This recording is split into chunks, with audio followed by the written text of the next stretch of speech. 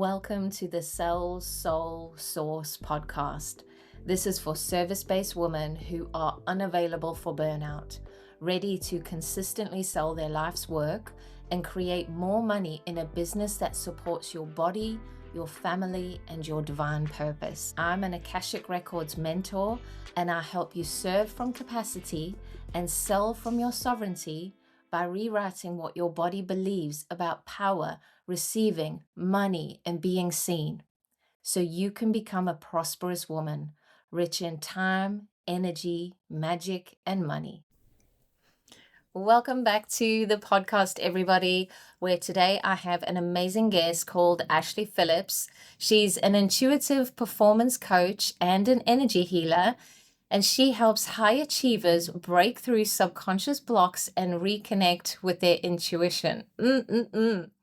As the founder of the Subconscious CEO, she blends neuroscience-based reprogramming with energy healing to create transformation from the root. And she also hosts the Get Unstuck podcast. Ashley, welcome to the show. Thank you so much. And what an incredible intro. I'm so excited for our conversation today.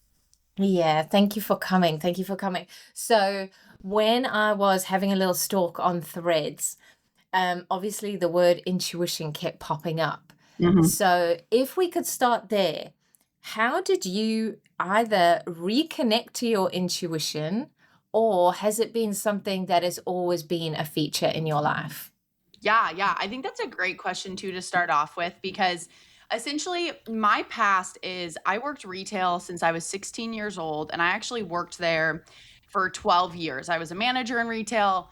And really, when I look back, I was always intuitively led, but I'm not someone who, grew up in a household where, and I always say this, but like where we saw like dead people or something like that. Like, you know what I mean? Like some people are like, oh, I've been channeling ghosts since I was like 5, and that like was not me at all. So I just want to say that, really looking back, I didn't have that life where, I was intuitively led, so to say. It was really conditioned by like my parents were, incredible parents growing up, but it just like they just didn't know what we know now, right? And like the tools we have and all of that. So it started about, I want to say 6 years ago, 6 years ago is when I started reconnecting to my intuition. It's so silly, but I found the book called The Magic or like Magic, and it's like the manifestation, or like, you go through the steps, and it's just so simple. But that book changed my life, and I started going on this journey of trying to reconnect to my intuition, what intuition is, the neuroscience behind it. And then, this is probably the turning point of my story. I actually, a couple years ago, my grandma passed away, and she had a heart attack. Okay. So they revived her. And so we got to go say bye, but she was brain dead. And, granted, she was an older woman, but essentially when they took her off all of her like systems and everything, I actually saw when she was going, her soul leave her body. And it was in that moment I was like, oh, this is actually real. Everything I've been studying is real. And it was just the craziest moment. So I remember being like, did anyone else in the room see that? Or was it just me? And so that was really my transition to getting into, continuing my journey of like, oh, this is real. Cause when you're surrounded by people who don't believe in this stuff, it's hard. It's like, oh, maybe it is a little bit real or not. So yeah, that's just a little bit about my story. Similar. So my background, I used to be a chiropractor, very biomechanical, medical, scientific. So when my intuition started coming back online, I tested it. I didn't believe it. I needed a signy sign. So it took me a long time to also integrate it. So I wanted it, but I needed proof. I needed proof that I wasn't just imagining it. I wasn't just making this stuff up.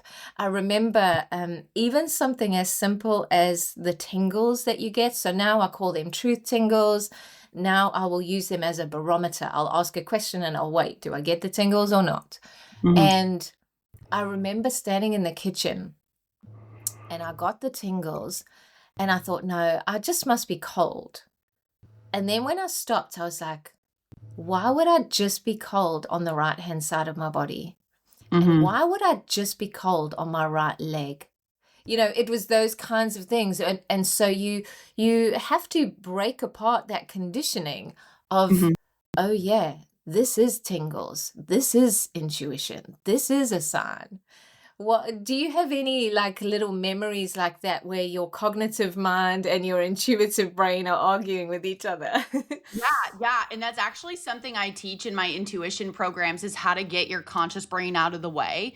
But, and your listeners probably know this, but your life right now is run by 95% of your subconscious, and it's just so crazy that like our conscious brain gets in the way even when we're being run by 95%. So, I mean, I would say when I look back before I started intuitively asking things, similar to you, when I look back in my retail world, I was like, "Oh my gosh, I was empathetic." Like that is what when I look back, it's like I would walk into a room and I'd ask like an associate of mine, like, "Hey, are you okay?" And she's like, How did you know like I'm not okay?" And back then I had no idea. And so that looking back, I'm like, those were the signs. And I'm, getting goosebumps right now, the tingles. So like that's confirmation for me too. Like those were the signs that I've always been intuitive and I was always reading energy. I just didn't know how to translate it. So, and Yeah. then as I grew and learned and developed my like intuitive psychic abilities, I got more and more signs because the way I teach it is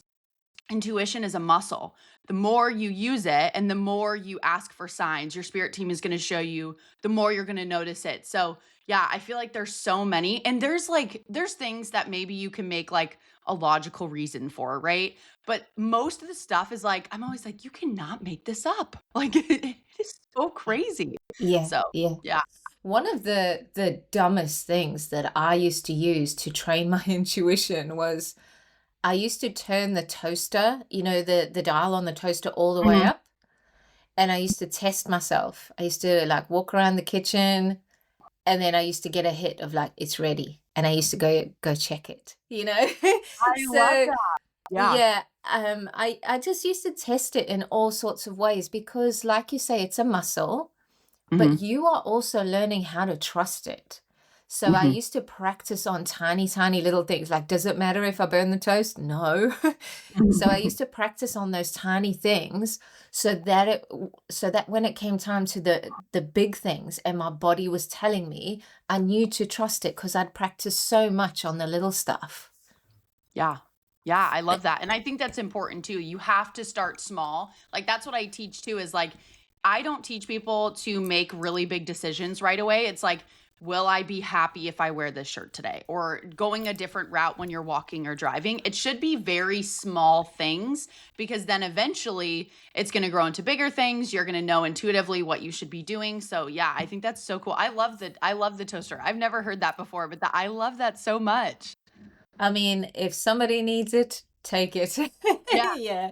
Mhm. But I also say that, start with something that doesn't have an emotional charge. If there's Yep. got an emotional charge to it, then in the beginning it can be quite tricky.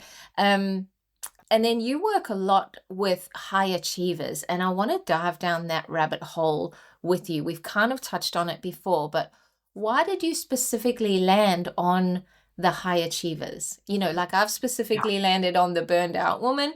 How come you have landed on the high achievers? Yeah, yeah. So what I've realized is that every single one of my clients that comes to me is very similar to me. It's a very like um driven, high achieving woman. Like that is what I see myself as. And then before even targeting that or target, I would say I don't really love that word, but you know what I mean. Before I even was going that route, I noticed I was like, wait, all the people and all my clients that are coming to me are high achievers. They just have no idea. And now it's really just getting into that space of like those that do come to me that know they're high achievers. It's an easier route because they're so driven. So I guess that's kind of how I got into that space is like that's me. I'm a high achiever, right? But it's like you can be a high achiever but be very balanced and live a intuitively led life. And yeah, that's just a little bit about how I got into that. And so, if we take it a little bit further from what we discussed earlier, I would also historically have been a high achiever. Don't call myself that anymore. Mhm. Um, and particularly when I was learning the Akashic records, we can go into clair abilities as well in a second, but my strongest two at the time were clairsentience and claircognizance. Mm. But because I had been a high achiever, because I had relied so heavily on my intellect, because my career demanded it, it was a long time before, I would trust my body. I would trust the sensations in my body, you know, every day of the week. But the information that was coming through my claircognizance, I had a hard time integrating that because I would get the information, I would get the download, I would get the hit, and then I'd go, yeah, but did you just know that? Yeah, but did you just read that? Yeah, but Mhm. did you just make that up? So it took me quite a while to unpack and soften, I think, my brain Mhm. enough to let the information stream through. Yeah, yeah, and I love that. I do want to add too, because there's a lot of people out there like, talking about ADHD, and I just recently started talking about it because I got diagnosed really young, 14 years old. I'm not on medicine anymore, but those high achievers, their brain is wired a different way because 90% of them have ADHD. And I don't like identifying with anything. Like I don't know. I don't want people to stay stuck in being what's the word? It's like, "Oh, you're diagnosed with something, you're stuck with this forever," because A that's not. label, yeah. Yeah, oh, a label, yeah. I was like, I don't know why I can't think of the most simple word right now, so thank you. But, yeah, because that's really what I noticed is that, people with ADHD, their brains are wired differently, but as someone who, I mean, is a high achiever, like, you don't have to always be in this state of, like, fight or flight. You can be intuitively led. You can get your conscious brain out of the way. You can heal your traumas to live a more fulfilled life, right? Because I feel like with high achievers is they're looking for all this fulfillment externally, but they're not going to get it because it's an internal thing. And so I think that's really what my mission comes down to is like you can have everything you want externally, but that's not going to give you the fulfillment you need. And I think that's what a lot of high achievers are trying to do. They're trying to get to the next thing, whether they Yeah. have ADHD or not, you know what I mean? But yeah, that's just a little bit of what I have. Yeah, I mean, it doesn't really go well on Instagram, but the bottom line is you gotta love on yourself. 100%. Yeah. Um, that's a lot of what it boils down to. That's a lot of the journey I've been on. I'm sure a lot of the journey you've been on. But just to pick up on the ADHD thing, my Akashic record teacher, she was very into clairability. She loved to see how they showed in different ways. So before my clairvoyance was like third eye visions, my clairvoyance was almost like a precognition, like a seeing round corners type thing. Mm. So Mhm. that was her jam. She absolutely loved all the different ways your clairs could show up. And she said to me that whenever she's been in the records of anyone with ADHD, they always have all the clairs activated. Mhm. So they are just getting a lot more information through their five senses and then through their five clairs as well. So they are taking in more bits of information per second or whatever Mhm. it is. Um, and so their nervous system is operating in a completely different way. So Mhm. people are labeling them perhaps historically as, less than or needing help or Mhm. any of these things. But actually, it's quite possible that they're on the other end of the spectrum and they're just advanced and Mhm. extra, because you see it coming up a lot.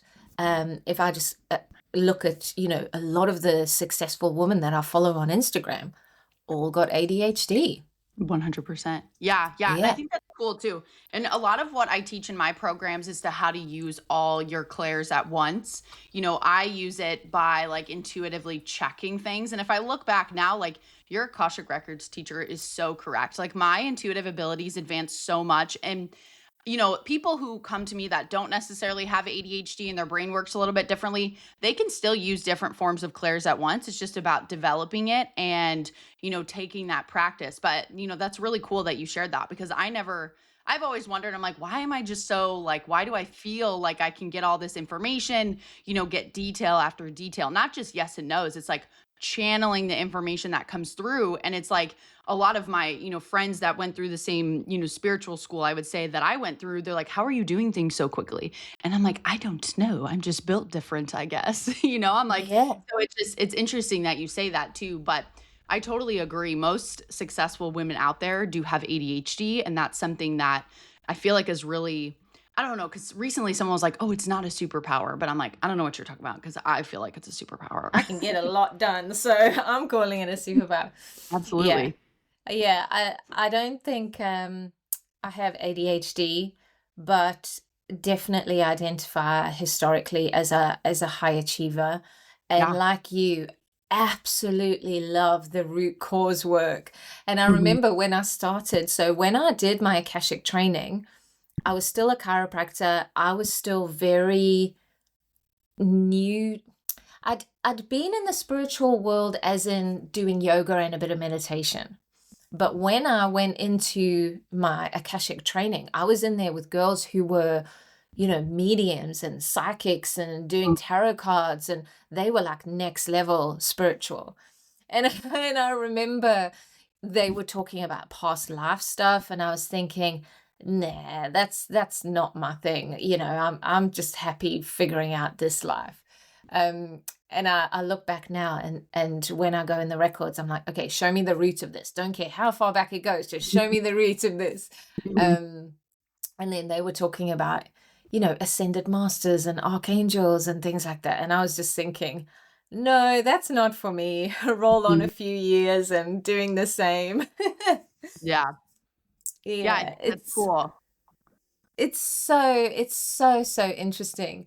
So tell me a little bit more about you, like the journey for you sounds like it has been rapid. I was saying this to my Mhm. friend the other day. It's like it feels like we were shot out of a cannonball or something. It's been really quick. What are some of the ways that you have been able to integrate so much so quickly and change so fast? Yeah, yeah. I think it's just a lot of, working with so many different modalities because I don't just put myself in one box.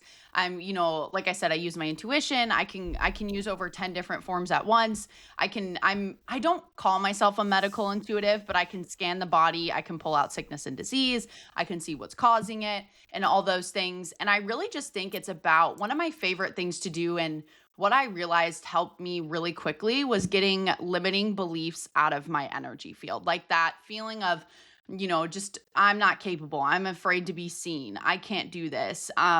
Just those like negative beliefs that are written in my energy field. And when I learned an energy healing to get them out within maybe a couple seconds, I feel like that's what changed everything and really just continuing to be consistent around that and pull in every modality I can because I think it's so powerful to move things quickly. Because it's like, I mean, I was going through this belief of like, oh my gosh, I'm running out of time. Now I'm fine. I'm not that. I think that's kind of maybe what kickstarted everything was like, I got to do this. I want to help my parents when they're older. I want to do all these things that nobody else has done in my physical reality at the time, right?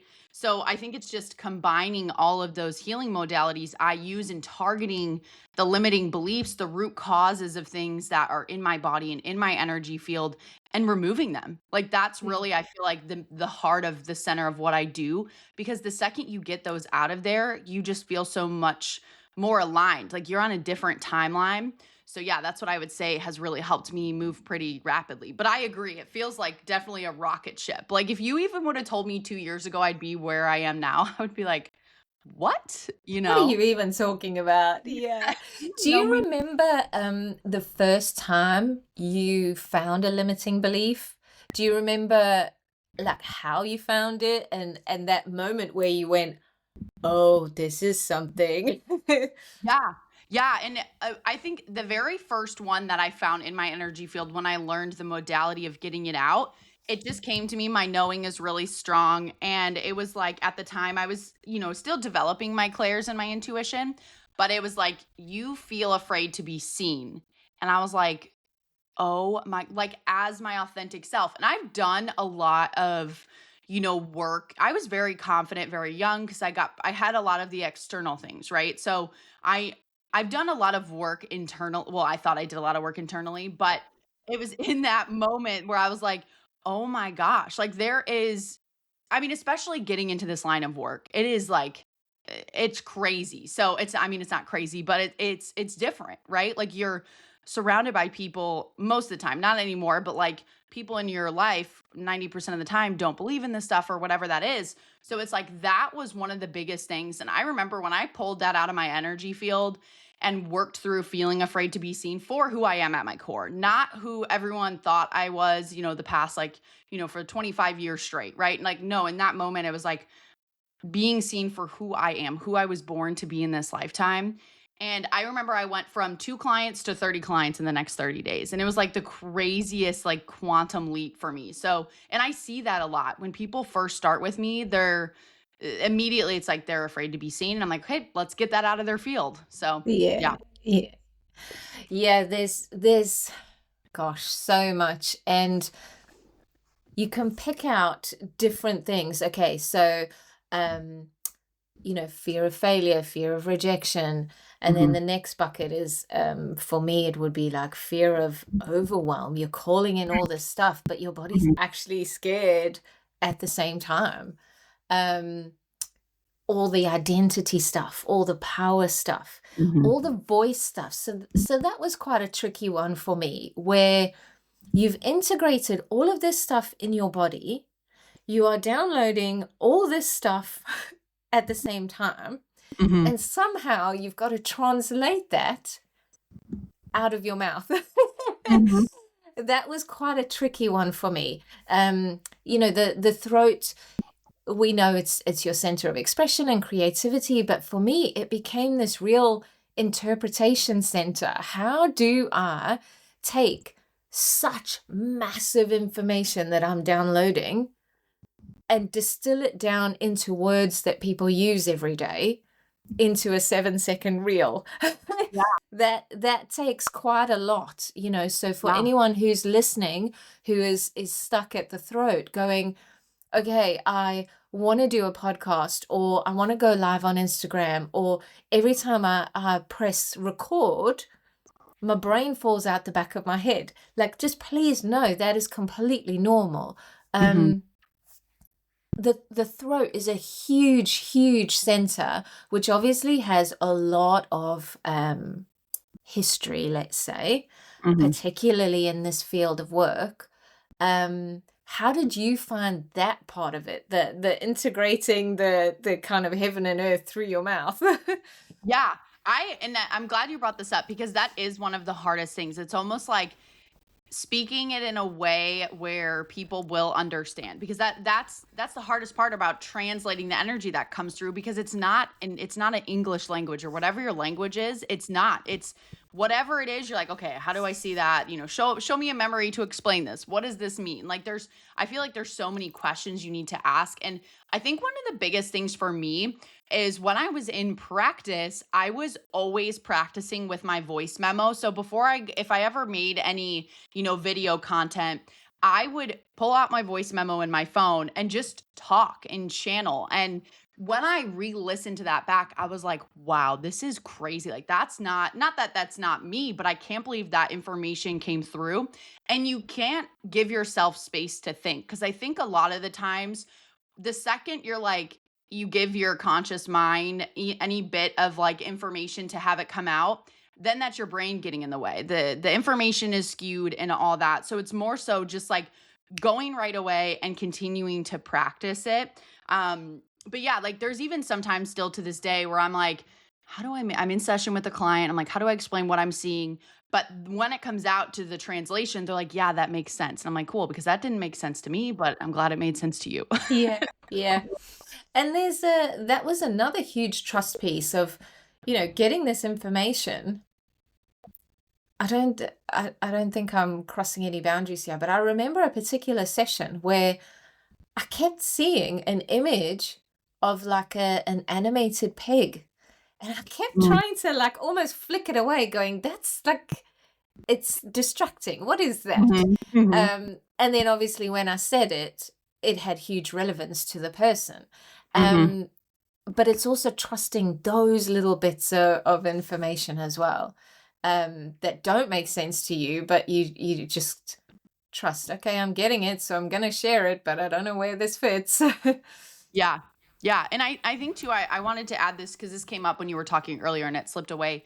But I think finding the right community too that you can practice with, because a lot of what I see, and I tell my clients too, I'm like, when you're practicing this information, like I have community like groups where we practice live together. Like I go in, I teach them something and then we go into breakout rooms and they practice, I give feedback, and it really builds that confidence. But when you go out in the real world and you start practicing on people, the limiting programming that comes in is crazy and it makes you doubt yourself. So I think the really important part here is practice with people who know about this stuff, right? Eventually, when you're really rooted and you've built that confidence to this work, then you can practice on, your family or your friends or whatever. But I think that's where a lot of people might get misconstrued because, like, yeah, the information you'll get through is right, but the response might be a little weird. So just practice with the community. And if you don't have one, there are so many out there that you can practice on. So I think Yeah. that's really powerful too. Yeah, yeah, because I mean, we're not supposed to do this alone, and we have all been trying to do everything alone for so Mhm, long, and that's part of the programming that we're trying to rewrite. And that's why I don't know if you find the same on Threads at the moment, but there's a lot of people looking for community at the moment. mhm, mhm. They're looking for this specific group or that specific group, but there's a lot of community and collaboration that I see starting to happen. Yeah. Um, which I absolutely love. I absolutely love because no bones about it, we are going through a tricky time. Transitions are never easy. Mhm. Um, and I think that when you are sharing this information with someone who is already open to it, that's one thing.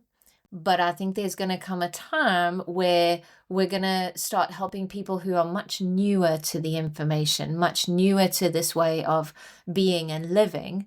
And so we'll have, put in the hours and put in the reps so that Mhm. by the time that time comes, we can hold a wider spectrum of Yeah. people, because I think there's going to be a wave of people that are suddenly more interested. They can already feel it. So whether people know it or not, their bodies are already more sensitive. So when they're on social media, with AI and all that going on, people are starting to become more sensitive to, is Mm, this real? Is this not? I feel mhm. weird, and that discernment is starting to come online. Yeah. So I think those of us that have gone ahead to take these initial energies to figure a lot of this stuff out we're kind of in surfing. It's called slack water. So when the tide goes out, Mm, there's a bit of slack water before the tide then pushes in. And I feel like we're in that slack water. We've mhm. been trying to figure out what's going on up ahead, and now we're about to turn around and go, right, okay, we're ready. Come get us. Yeah. Yeah. I love that Yeah. analogy too. I love the water. So this is perfect. Oh, that's so interesting. I have had to heal my relationship with the water. So, Oh, wow. yeah, yeah. What happened there? Do you mind sharing? Nothing in particular. I didn't think that I had an issue with water. But for particularly my big integrations, where you lie in bed and you can feel your cells rearranging and you think, oh, this is a big one. And then you have Mhm, to integrate on the back end. mhm. Some of them have required I go walking, some of them have required I run. This one required swimming. Oh. I had to be in the water. And it was only when I physically, we were talking about this before, knowing something and embodying something are always two different things. So it was only when I actually got in the water and started swimming regularly that I thought, I actually don't love this. But as time Ah. has gone on, now I love it. So yeah. Yeah, that's great. I think that's funny too because I remember last year there was a point where I was like, okay, what can I do to reach more people? And the intuitive hit I got was like, go to the ocean and go swimming. And I was like, I don't even live near an ocean. Like I live in the Midwest in the, in the US. And I was like, I don't live near an ocean. So I took a trip to California. And when I went in the ocean, it was so crazy the downloads I got. And I do feel called to swim more. So this summer I will be spending time at the pools and being in the water more. So now I'm wondering, I'm like, do I have to heal my relationship with water? Now that you say that. So, because a lot of the hits I've gotten recently are like, I have 2 kids. So it's like, okay, let's take them to swimming lessons, you be in the water with them. Because even growing up, this might sound silly, but like, I didn't know how to swim. Like, my parents never took me to swimming lessons. We had a pool, but it was just like a natural thing. So I'm going to have to look into that one. So thank you for sharing. I love the water. Yeah, Yeah. absolutely. But I mean, that information came to me a long time before I actually acted on it. And then on the day it came around the second time, Mhm. um, I didn't even have a swimming costume.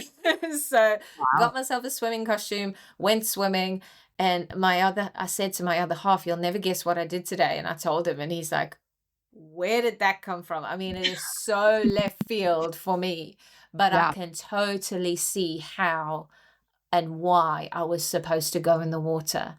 Um, and it's, we talk about high achievers, they tend to be in their masculine, totally driven. And so the water is about being held, and it's about Mhm. flow, and it's about feminine energy. Um, and I think for people like you and I, we've gone like crazy on that pilgrimage further and further into ourselves, and um, there's always another layer.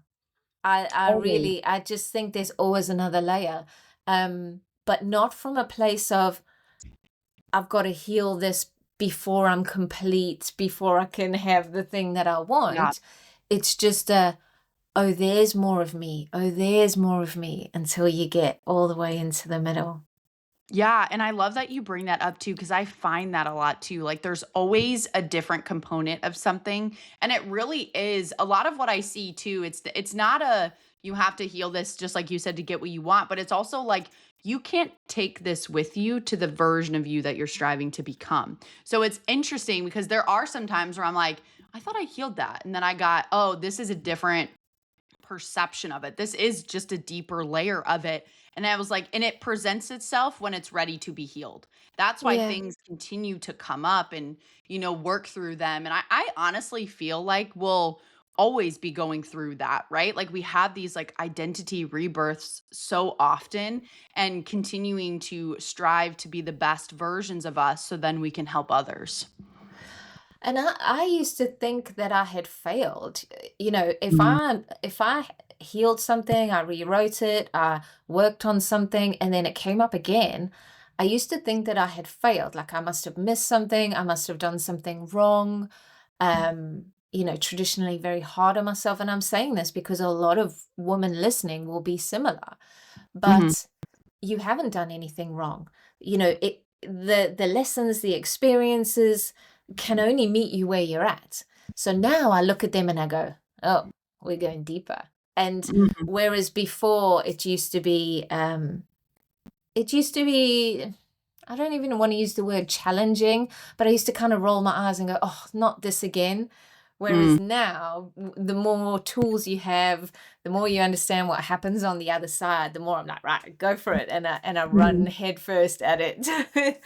Yeah. Yeah, Yeah. I love that. I think now it's like before it was like almost like this burden and now it's like you're excited to move through this and because it's like what comes after. It's like it does get better. Not that it's bad now, but it's like the power of working through these things and now it's exciting. You're like, "Yeah, cool. Okay, let's do this." So, I love that. Yeah. And then eventually you come to this place in the center of your body, like in the center of your being, where it's just quiet and it's just Mm. peaceful and there's no more striving, and there's nothing more to figure out, and there's no one to rescue and no one to disappoint, and you're just doing your thing as you. Ah, Yeah. it's the best feeling ever. Best feeling Yeah. ever.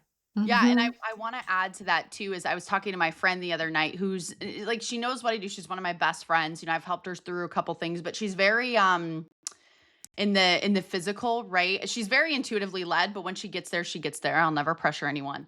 But I was talking to her, I was like, "You know what? I'm just in this space where, like, I am so content and fulfilled with where I'm at." Obviously, that's not gonna stop me from growing and growing and growing, but I've never felt this, just like you said, it's almost like this balance of I don't really need anything. I don't need anything external. I'm just it's really hard. This is one of the things that's hard to translate for me. I can't even translate of what's coming through. It's like I'm just so balanced right now that yes, I'm ready for my next level and all those things, but I don't need anything else. And I think that's a very, very good place to be in, especially for someone who's been on this healing journey for quite some time. So, yeah, I like that you brought that in because that's something I was trying to explain to my friend. I was like, a couple years ago, I was looking for the next thing. I was looking for maybe like, I don't know, a new boyfriend. It sounds silly, but like a new boyfriend that will help me like fulfill my needs or more money or a business that will help me fulfill these things. But I'm just at that place where like, I mean, I have a lot of these things, right? But I don't need the next thing. So that's kind of, I love that you brought that up. Yeah, I hit that point. I've hit it multiple times, but I was never able to stay there. I Mm, would hit it and I would feel it and I would think, oh, this is amazing, but then I'd get knocked off. And then I'd circle it again and then I'd have to land again. And I did that multiple times before I hit it. And I started counting the days and I was like, oh, it's still there. It's still there. And I started counting the days. And then I thought, okay, I don't need to count anymore because this is just who I am now. mhm, And it's like you say, you're very content with where you are and ready to expand. And that's mhm, the difference from needing your business or your boyfriend, like you say, or money to complete you. You are complete, and now you're ready to expand into those things simply because you want to experience them, not yeah, because they need to give you anything in return. Um, so yeah, I absolutely salute you. There's this thing that is rife on the internet right now about the only people who are cheering you on are other people on the internet and not kind of your friends, your family, and whatever. And it feels kind of shamey to me. I'm not in love with it. mhm, Um, but I think you can only celebrate another woman to the extent that you have been to those depths yourself. mhm, So not everybody can celebrate you, but I want to say, girl, I see you. I see you because I mhm, know that you've been to those depths and back. You have collected the gold so that we can, share it with the people coming behind us. And yeah, I just absolutely celebrate you, your tenacity. I know there will have been days where you just wanted to throw your hands in the air and go, oh, I give up, and mhm. days where you were crying, just the reverence of what you've done and who you've become and who you are becoming. So yeah, I just want to celebrate you for all of that. Yeah, yeah, thanks. And you know what? I think it's really powerful too that I see this a lot too. It's like, people around you might not be celebrating you, but how much are you celebrating yourself? Right? Because a lot of the work that I do is like, if you don't feel a certain way internally, you're gonna, if you feel a negative way about yourself internally, that's gonna reflect back to you externally. So I think that's, cool how when I started to celebrate myself and, be proud of everything I've done, it's now in my physical reality. Like, yes, my family and my parents don't do this type of work, but there is so much more celebration now than there was at the beginning because I know, Yeah. like, in my core that I'm excited and I celebrate all the things that I've gone through too. So I think that's also a really powerful piece as well. Yeah. Yeah. If you can, at the end of the day, with your own hand on your heart, say, I am proud of me, You've made Yes. it. Yes, absolutely. Yeah. You've made it. This has been amazing. I mentioned before you're on Threads, but tell everybody where they can find you, all the things. Yeah, yeah. I would say the first place to find me is on Threads. I have the Instagram attached. I never post on it. I'm also on LinkedIn as, Ashley Phillips. There's probably another Ashley Phillips out there, but I would say that if you want to reach out and don't have a Threads, you can email me info@itsashleyphillips.com or get onto the podcast, Get Unstuck. So yeah, and I host weekly webinars completely free on different topics every Sunday. So yeah. Oh, amazing. Well, actually, I just want to pick your brain. How's LinkedIn going? Because I've been getting the nudge to get on there as well.